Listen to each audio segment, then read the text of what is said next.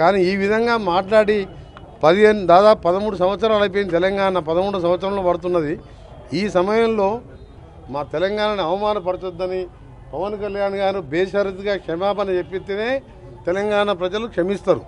నైజాంలోనే Chiranjeevi family సినిమాలు ఎక్కువగా వాడుతుంటాయి. వాళ్ళే ఇప్పుడు దాన్ని క్షమాపణ చెప్పకపోతే ఎవ్వరు కూడా చిరంజీవి గారికి సంబంధం లేదు. Chiranjeevi is a super man. ఆయన ఎప్పుడు కూడా వివాదాలకు దూరంగా ఉంటారు.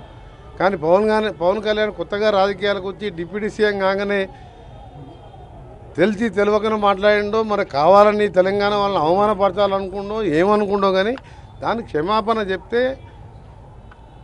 కనీసం ఆయన సినిమా 1-2 రోజులన్నా ఆడుతుంది. చెప్పకపోతే ఎక్కడ కూడా తెలంగాణ థియేటర్లలో సినిమాలు రిలీజ్ కావు. సినిమాటోగ్రఫీ మినిస్టర్గా నేను చెప్తున్నా ఈ మాట. Stars Media, like, share and subscribe.